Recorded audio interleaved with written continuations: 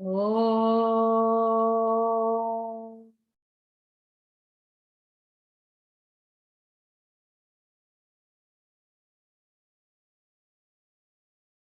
Om.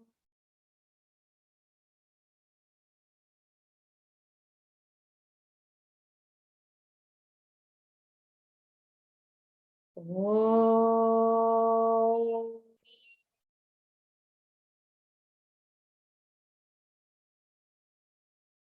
Om Sahana Vavatu Sahanao Bhunaktu Saha Viryam Karavavahai Tejasvinavadhitamastu ma vidvishavahai. Om Shanti Shanti Shanti. Vakratunda Mahakaya Suryakoti Samaprabha Nirvignam Kuru Me Deva Sarvakaryeshu Sarvada. Saraswati Namastubhyam Varade Kamarupini Vidyarambham Karishyami Siddhir Bhavatu Me Sada. Samasta Jana Kalyane Niratam Karuna Namami Chinmayam Devam Satgurum Brahma Vidvaram Mukam Karoti Vachalam Pangum Langhayate Girim Yat Kripatamaham Bande Paramananda Madhavam. Paramananda Madhavam. Okay, let's start. We'll read verses 24, 25, and 26. Okay. Sankalpa Prabhavan Kaman Tyaktva Sarvana Sheshataha Manasevendriya Gramam Viniyamya Samantataha Shanai Shanairuparamid Buddhya Dhriti Grihitaya Atma Samstham Manah Kritva Kinchidapi Chintaye Yato Yato Nishcharati Manaschanchala Tatastato Niyamye Tatat Atmanyeva Vasham Naye. So we are on chapter 6, and before we move forward, I'll just do a review because we have not seen each other in a month, a little over a month. So we'll just do a brief review of what's been happening in chapter 6, and then we'll move forward. So chapter 6 is Dhyana Yoga or Atma Samyama Yoga, the yoga of meditation. So this chapter is really for one who wants to take this spiritual practice much deeper. And this chapter opens with saying there are two kinds of people. One is called Arurukshu and one is called Yogarudha. Arurukshu means literally the one who is aspiring to climb, the one who's aspiring to sit for meditation, the one who's aspiring to have a stable practice. That kind of person is called Arurukshu. For this kind of person, what is recommended is karma yoga. Because when the mind is still not settled, when it is very, very much distracted, full of likes and dislikes, full of all kinds of things, the best thing to is engage in seva or service. so that the mind slowly calms down and stills. When we engage in karma yoga, what happens is our likes and dislikes get reduced to a great extent, because we cannot think of what we want to do, how we want to do it, where we want to go. We always have to put everything aside for the greater vision or the greater goal. This is called Ishvara Arpana Buddhi, dedicating it to a greater goal. And at the same time, when we engage in karma yoga, we have to let go of the results of actions. This is called prasada buddhi. We can't be expecting or insisting or wanting or hankering for any results. So all of that anxiety drops when we perform karma yoga properly.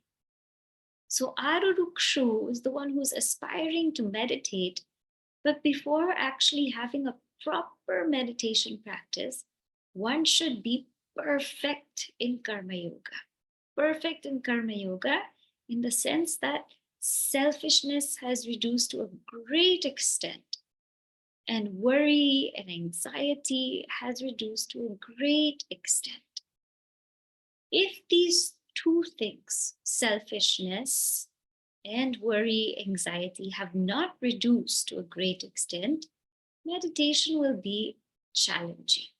We can still try, we can attempt, but it will be challenging. The next kind of person is called Yoga Rudha.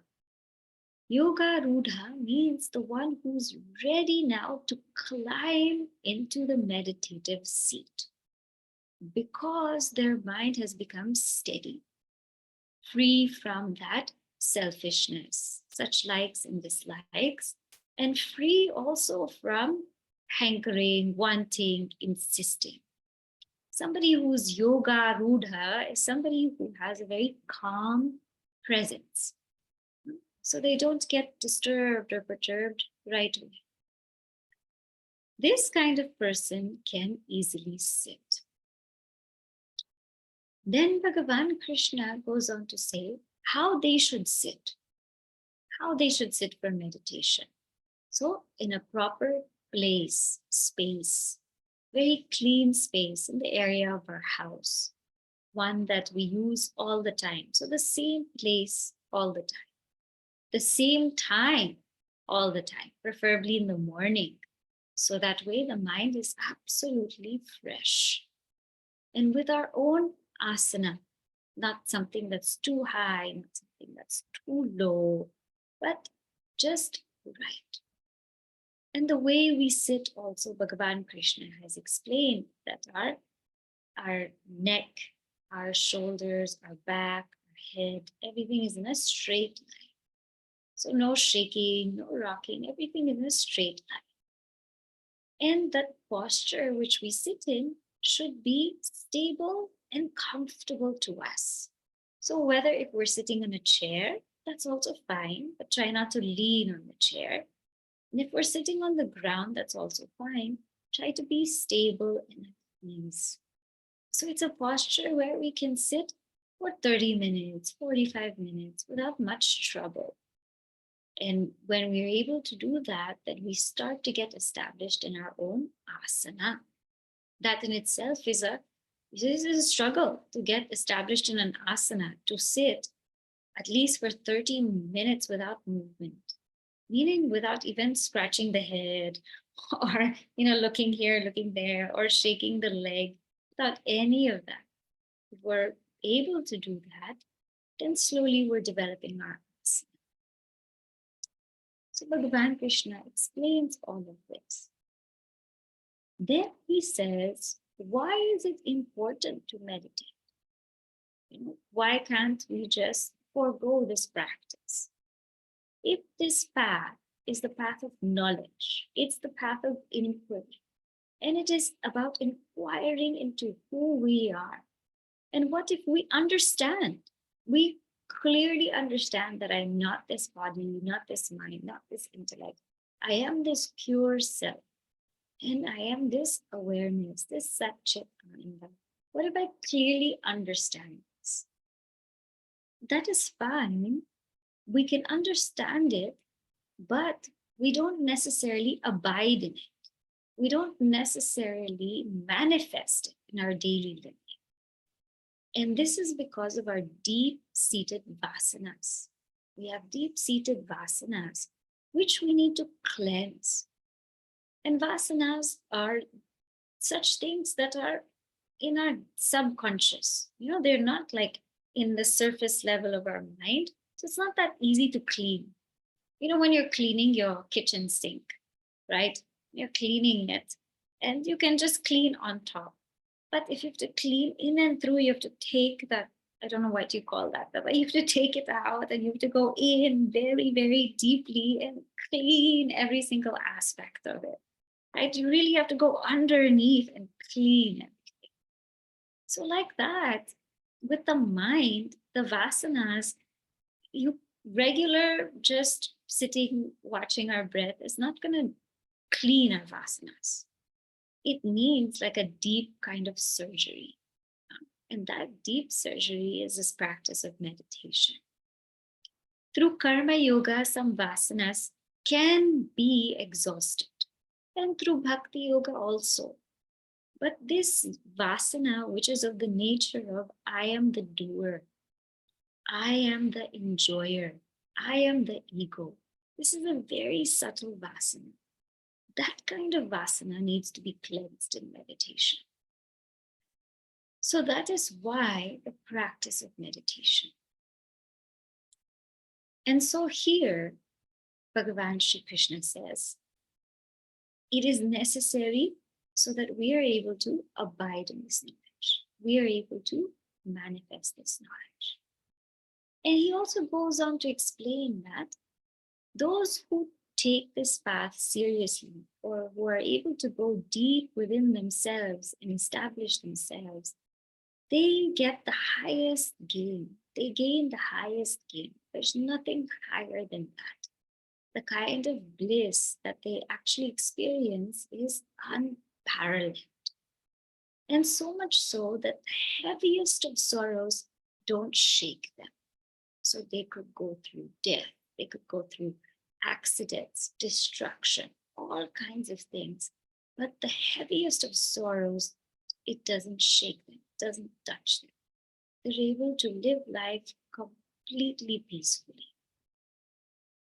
So then the seeker, the sadhaka, becomes very curious as to how can I also get to this state? How can I get to the state of meditation so deep that it becomes nirvikalpa samadhi?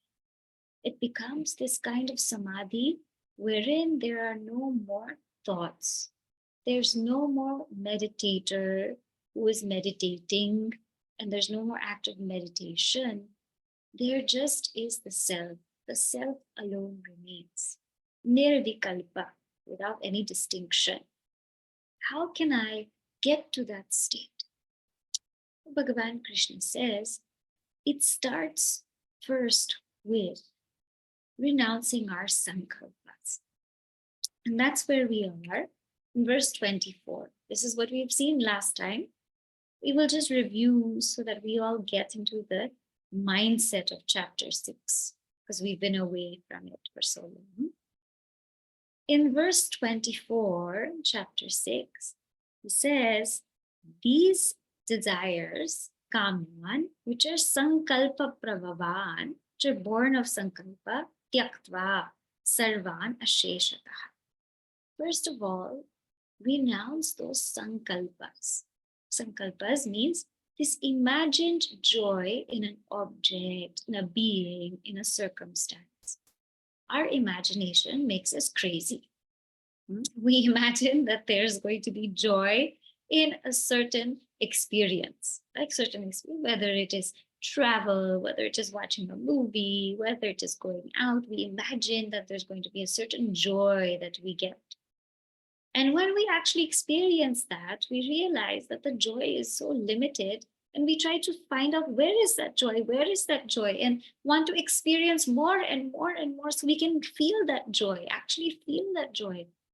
But that joy is not there. It's not there. It's just our own imagination.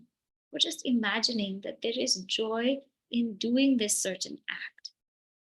There's joy in getting this certain experience. There's joy in achieving this degree or this stature. We're imagining it.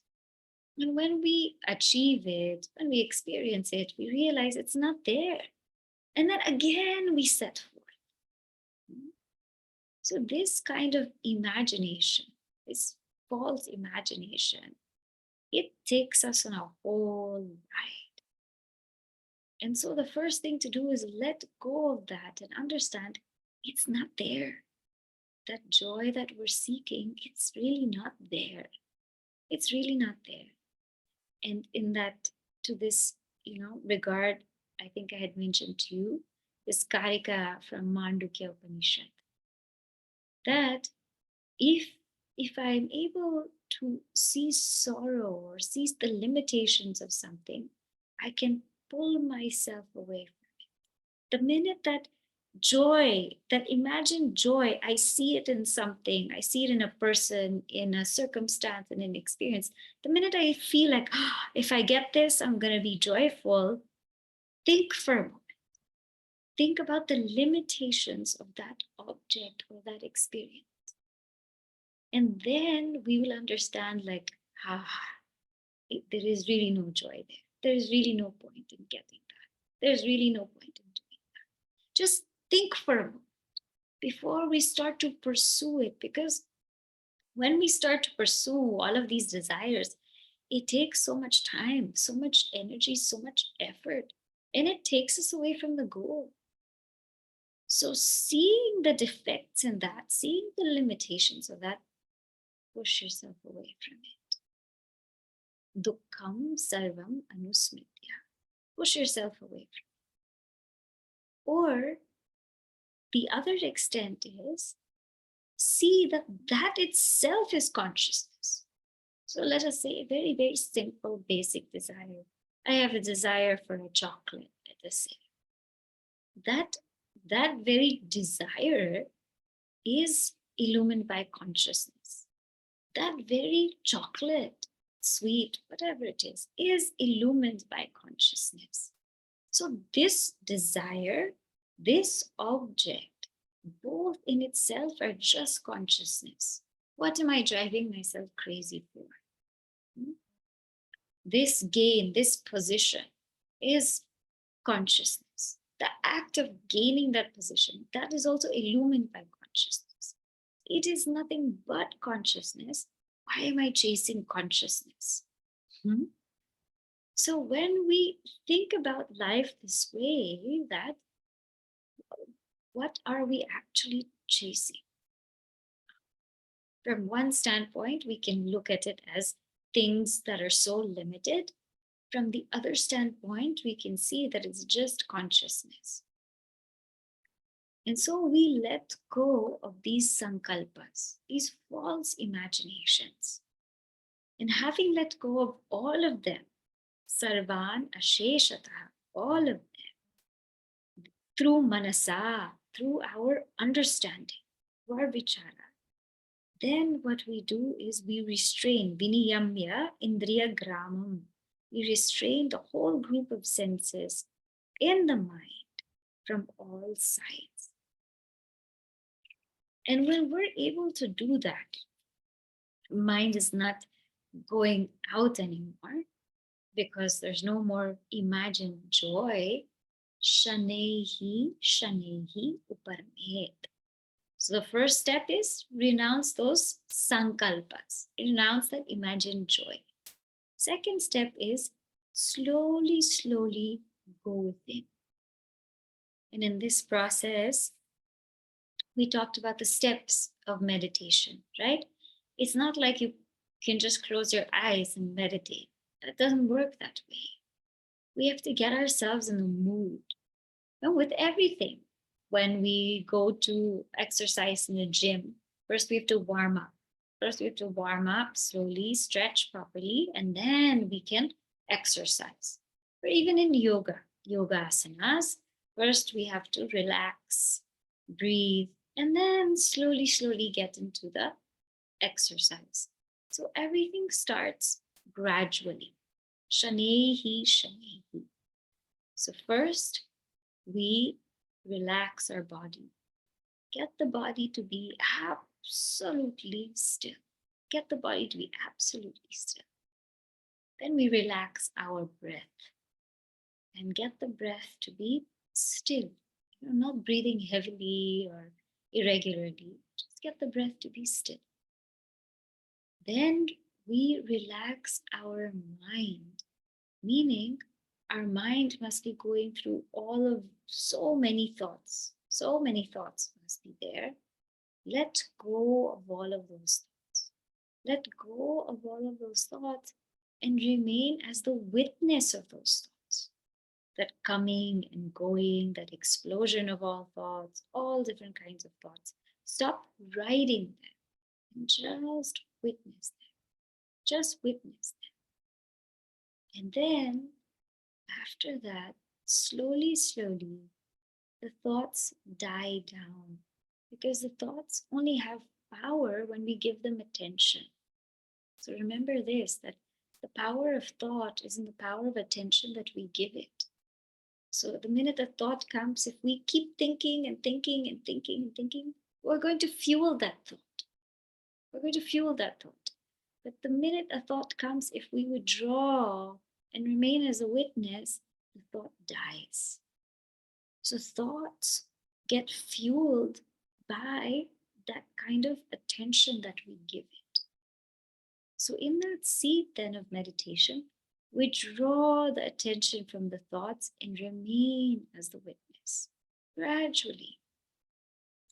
And then the thoughts just die down and you remain as you are. That's it. You remain as you are. And when you remain as you are, na kinchit api chintaya. Don't think of anything anymore. Don't think what's happening now. It's also quiet. Don't think all of that. Just be. Just be. Because the minute we say what's happening, we've lost it. Why is it so quiet? Is this how it's supposed to be? We've lost it. So just remain there. Just remain there. And slowly, slowly, what will happen is we'll get used to that state. We'll get used to that state. But now it might be really strange for us, all completely quiet. Our senses, our mind, our body still. It might be very alien to us. But as we keep doing it, it becomes more and more natural to us. So having gotten to this state, don't think of anything. Just remain. Just remain. And then the question comes, but what if the mind does go out? And it will. After a few moments, the mind may go out. It depends. We're used to it after a long time. We're not used to it after a short time. Or it depends on how our day is, how our night was. The mind may go out. So whenever the mind goes out, as it said in verse number 26, yato yato nishcharati manas chanchalam asthiram. Mind is chanchalam. It's fickle. Asthira. It's not steady. When it goes out, bring it back. Tatas tato niyam letat. Atmaniyeva vasham. When it goes out, bring it back. And this is kind of where we left off, where there were 4 obstacles to the mind. And we discussed 3 of them. So we'll review the 3 and we'll go into the 4th. The first thing that the mind can do is fall asleep, feel sleepy. Because the mind is used to being sleepy or sleeping when everything is quiet. So first obstacle will come is sleep. And sleep will come if we haven't slept well, if we ate too much, if we were too active. For all of these reasons, sleep may come. And if sleep comes, wake up. Take a deep breath, hold the breath, and stay there. And then let go. Take a deep breath, hold the breath, stay there, let go. And do this a few times. But if that sleep is overpowering, then get up, wash your face, freshen up, and then sit back down. So sometimes sleep may come. And that's why also it's advisable to meditate in the morning or in the evening. Or if you do it at night and you're feeling sleepy, that's fine. You're going to get to sleep anyway. But, a fresh meditation is that which is prescribed, that which is very good for us. Then, vikshiptam. Vikshiptam. Here, the mind may again be distracted. Distracted by our to-do list, what we have to do, our strong cravings or wants. That's why sankalpa is said to be resigned, because we shouldn't have any strong cravings or wants or desires. But sometimes what it is that we have to do, where we have to go, what's going to happen, all of these things come and they distract the mind. So if such things come to distract the mind, let it go. Remember not to ride with the thought, just witness the thought. The minute you and I ride with the thought, it will take us for a ride all around the world and everywhere, and we will get completely lost. And I'm sure we've all experienced this. Then kashaya. Kashaya means that sometimes in our mind, something completely unexpected will come. Like we would have a thought of something we would have never thought of before. Something maybe violent, something not good, something totally terrible. Something like this may come to our mind. It may come. And don't worry if it comes. It is called kashaya. What kashaya means is it's a dirt. It's a dirt in the form of a very deep-rooted vasana. And it has not been able to come up because the mind has been very noisy. The mind has been very, very noisy, very distracted. But in that seat of meditation, that kind of thought can come. And we can be stunned when kashaya comes. We are stunned that how can we have such a thought? Or why did that thought come to me? Or how can I even have that thought? If it comes, just know it's kashaya. Just know that this is kashaya. This is a vasana that's expressing itself. It is coming out and it is okay. Just let it go, because it has to come out of our system. It has to come out. It cannot stay buried within. It is meditation, is a cleansing process. So if that kashaya has to come out, let it come. No problem. But no, it's kashaya. Don't think too much of it. Don't think I'm a bad person, I'm going through trauma. Don't think all of that. Just let it go. Then another obstacle can come is called rasaswada. Rasaswada means that tasting that bliss. So let us say we are sitting quietly and we are just enjoying that moment. We are just enjoying that moment. Now that is not the deepest samadhi, because there's still the enjoyer who's enjoying the moment. There is the enjoyer, there's the enjoyed, and there's the act of enjoying. There's still this triputi. So even if I am sitting down in meditation and I'm just enjoying my own silence, that's not the deepest we can go. And that rasa swada may be a block. Maybe a block because we think that that is the deepest. We think that, I have reached that state. No, that is not it. As long as there is an enjoyer and you're enjoying something, that's not it. There's still that sense of duality, or there's sense of the triad, enjoyer, enjoyed, enjoying. That very ego has to die down. That very ego has to die down. And when that ego dissolves and all that remains is the self, that's the state. That's the state that's called the nirvikalpa samadhi. Because and there's no knower, there's no enjoyer, there's no doer in that state. The self alone remains. And please remember what I had told you is that the knowledge of the self takes place through vichara, through inquiry. So through deep inquiry in the waking state, through active thinking and questioning and reflecting, knowledge takes place. What this samadhi is for abidance, deep-rooted abidance. That's what it's for. So in this way, if the mind wanders in any of these four things, it's okay. Bring it back. Just keep bringing it back. Now, Bhagavan Krishna is going to share the results of this samadhi. What happens if someone practices this particular samadhi? What do they feel? What do they experience? So that's where we are now. Verse number 27. Prashanta manasam yenam. Prashanta manasam yenam. Yoginam sukhamuttamam. Yoginam sukhamuttamam. Upaiti shantarajasam. Upaiti shantarajasam. Brahmabhutamakalmasham.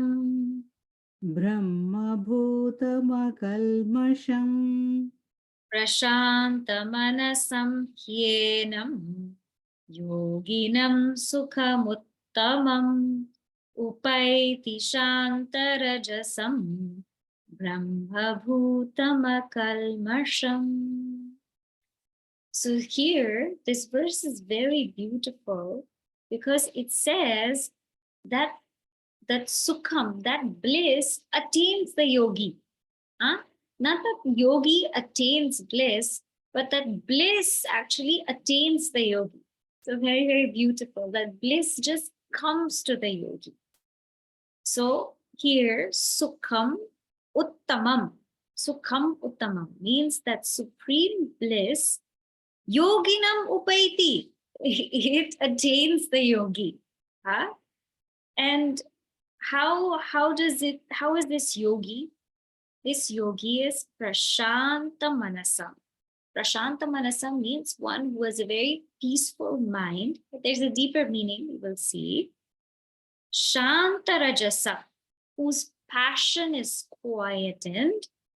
And Brahmabhuta, the one, Brahmabhuta means one who has recognized that they are Brahman. Akalmasham, Akalmasham, free from sin, free from tamas.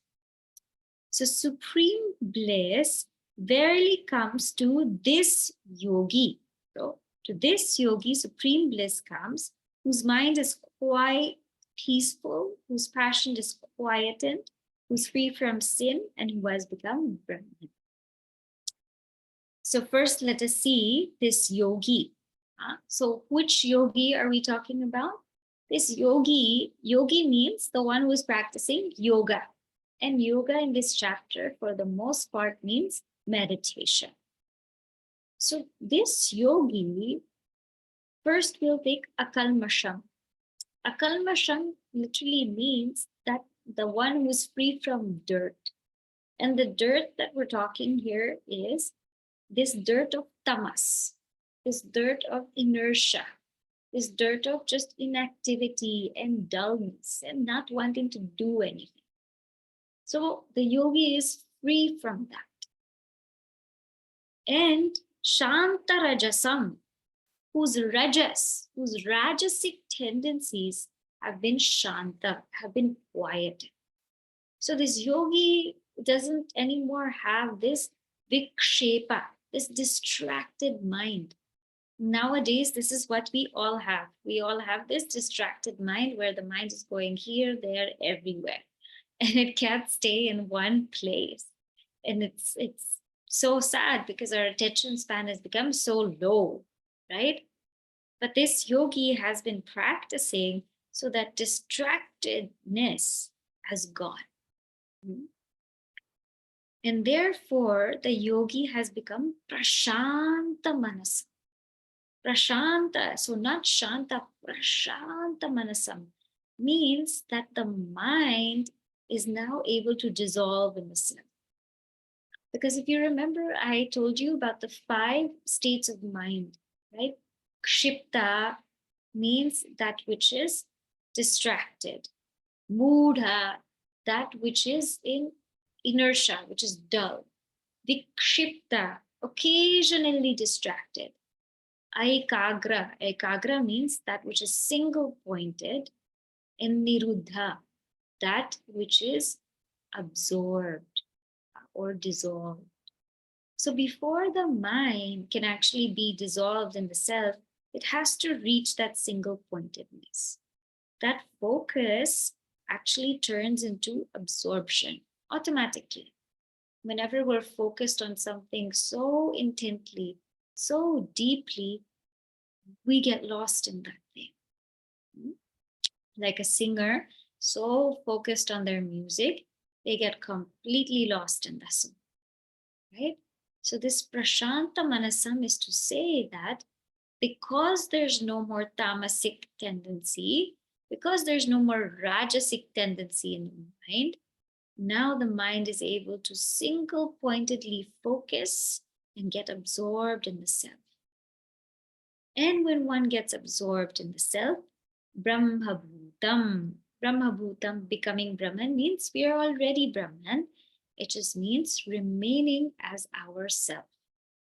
This is what happens. And to this yogi, Sukham Uttamam Upeti, that bliss comes to this yogi. So the beauty about yogis is that they're never looking for joy. A true yogi, how do we know who's a true yogi? A true yogi is never looking for happiness. Because a true yogi understands that they are happiness itself. And the nature of the world is that when you don't want something, it comes to you. Huh? When we want something and we chase something, it's not going to come. The more to move away, move away, move away. And when we don't want, it will come. This is like the typical love story, when the man or the woman, when you are chasing somebody, they'll run away from you. But when you're sitting there completely ignoring them, then they will come to you, right? So this is the nature of the world also. Like that, to the yogi, Sukham just comes. Happiness, the total happiness, unparalleled happiness comes. And what else about this yogi? Now we will see verse number 28. Yunjannevam sadatmanam Yunjannevam sadatmanam yogi vigata kalmashaha yogi vigata kalmashaha sukhena brahma samsparsham sukhena brahma samsparsham atyantam sukhamashnute. atyantam sukhamashnute Yunjannevam sadatmanam yogi vigata kalmashaha sukhena brahma samsparsham atyantam sukhamashnute. So now here this yogi, so the same yogi that we're talking about, who has been practicing Yunjan evam sada atmanam. So the yogi who's always Yunjan, practicing meditation, sada, always, atmanam. Atmanam here is the mind, who's always engaging the mind, who's always practicing meditation. The yogi has become bigata kalmasha. Bigata kalmasha means free from all dirt. And to this yogi, sukhena Brahma samsparsham atyantam sukham ashnute. This yogi, sukhena, the first sukhena here means easily. Easily what? Easily sukham ashnute. Atyantam, infinite bliss ashnute. Enjoys infinite bliss. This yogi easily enjoys infinite bliss, which is Brahma samsparsham, which is caused by the contact with Brahman. So the yogi, always engaging the mind thus in the practice of yoga, freed from sins, easily enjoys the infinite bliss of Brahman contact. Okay, so let us see this one by one. So yogi, that same yogi we have talked about, ever engaging the mind, is Vigata Kalmasha. Now, here in the Yoga Shastra, there are 9 kinds of obstacles that can come to a practitioner. And this yogi is free from all of these obstacles. So I will read the obstacles and then I will explain each one. This comes in Patanjali Yoga Sutras, because as we have said, chapter 6 really makes use of a lot of Patanjali Maharishi's Yoga Sutras. The first obstacle is Vyadhi. Vyadhi means disease. So if there's any kind of disease, any kind of pain, any kind of,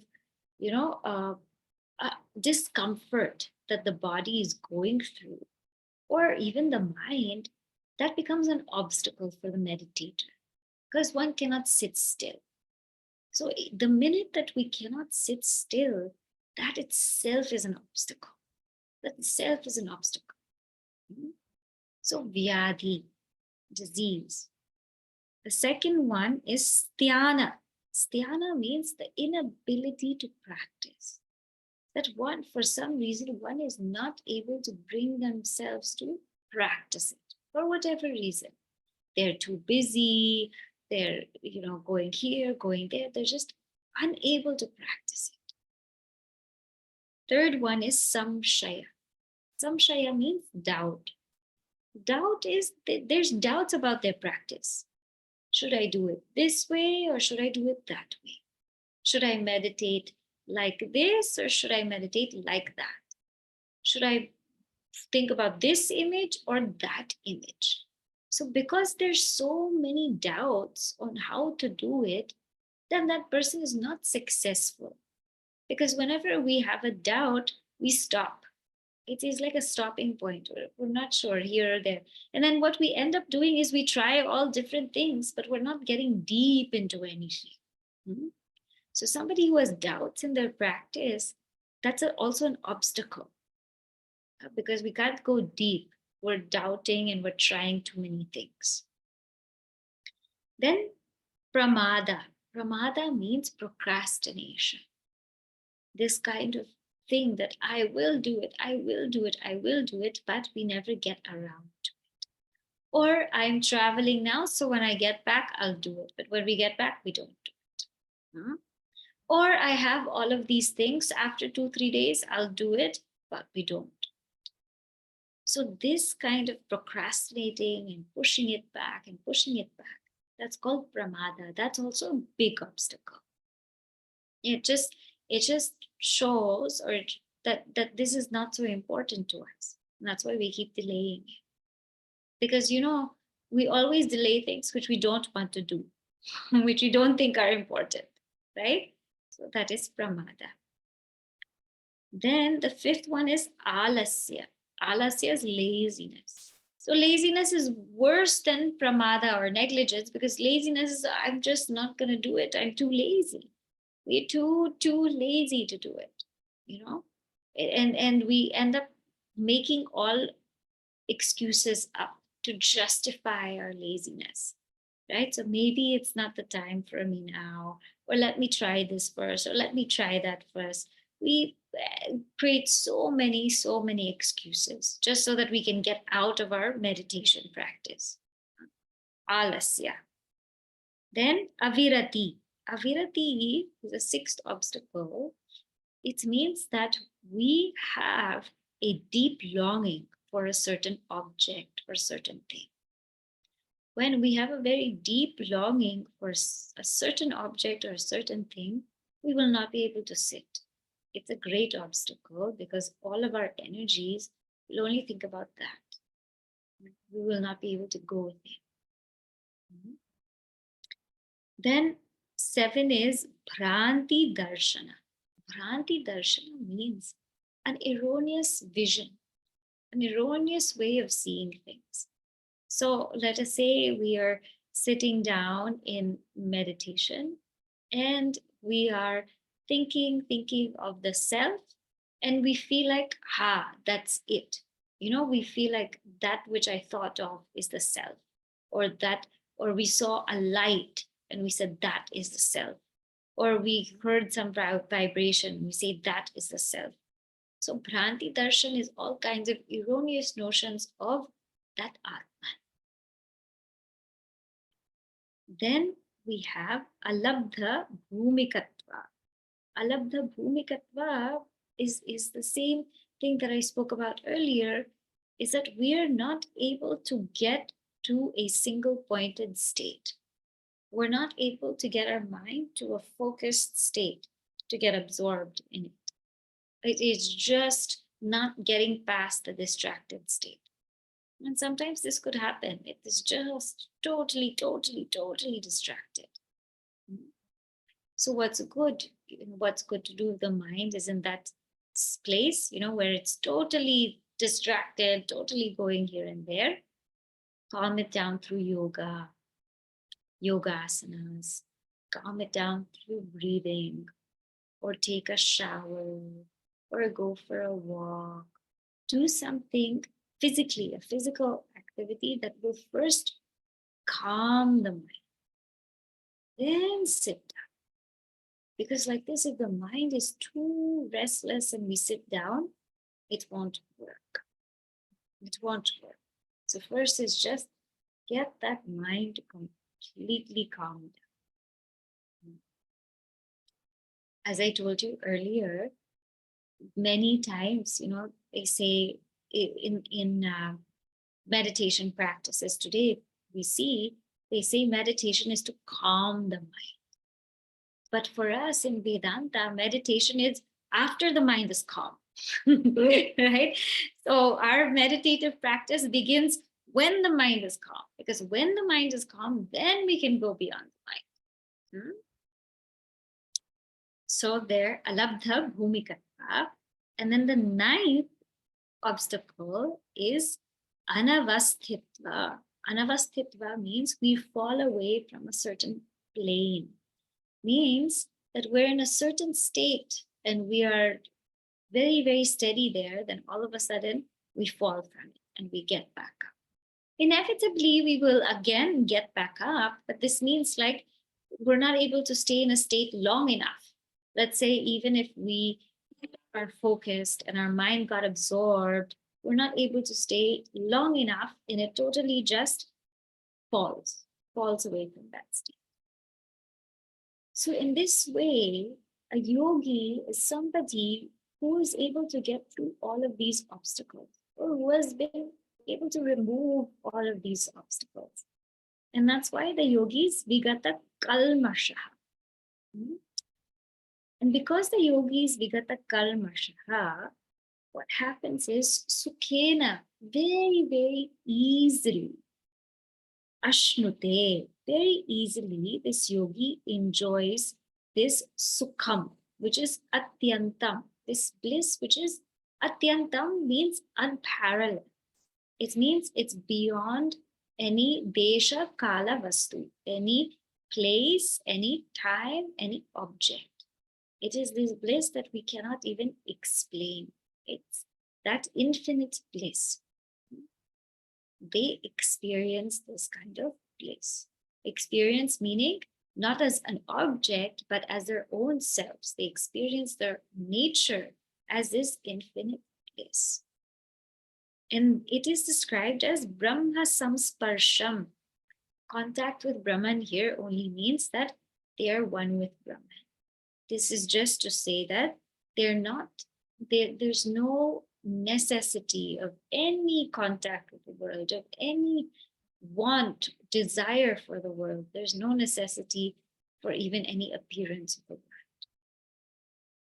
And because of this, they are ever in bliss. So what we gather here from what we've seen is the signs of a yogi. The signs of a yogi are the ones that are very, very stable, that are very steady, whose minds are very calm, who is very poised, and who does not have an inkling of desire for the world. This is a yogi. And because they are so rooted in their knowledge, they are unshaken. So we will see our great saints and sages. They are the true yogis. Swami Tapovan Maharaj Ji, seen in his beautiful life. Bhagavan Ramana Maharshi Ji, also unshaken by anything. Now, this yoga, to practice this yoga deeply, what's required is the knowledge of the self. So now Bhagavan Shri Krishna is actually going to say, what is that knowledge of the self? What is it exactly that they're meditating on? Because sometimes people ask this question, okay, we are getting the steps, we're understanding what to do in terms of going within. But when we are there at the seat of meditation, what do we focus on?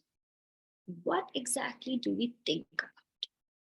So these next three verses, verses 29, 30, and 31, literally are the Mahavakya Tattvam Asi. 29 will tell us about Tvam, the real nature of ourselves. 30 will tell us the real nature of Tat, of Bhagavan. And 31 will tell us about the oneness or Aikya. So today we will just read verse 29. We will see a very, very brief meaning, and then more elaboration will take up next week. Okay? Sarvabhutasthamaatmanam. Sarvabhutasthamaatmanam. Sarvabhutani chatmani. Sarvabhutani chatmani. Ikshate yoga yuktatma. Ikshate yoga yuktatma. Sarvatra samadarshanaha. Sarvatra jamadarshanaha. Sarvabhutasthamaatmanam. Sarvabhutani chatmani. Ikshate yoga yuktatma. Sarvatra samadarshanaha. So here it says that yoga yuktatma, that yogi here now is described as yoga yuktatma. Atma here in yoga yuktatma is the mind, whose mind is ever in yoga. So in this chapter, we have to be very careful with the word Atma. Sometimes it means self, sometimes it means mind. So be very careful with it. So this person, what does this person do? Sarvabhutastam atmanam ikshate. Ikshate means sees very clearly atmanam, one's own self, sarvabhutastam, in all beings. So the one, he sees the self in all beings, and then Sarva bhutani chatmani, and in all beings the self. So one who sees the self in all beings, and one who sees in all beings the self.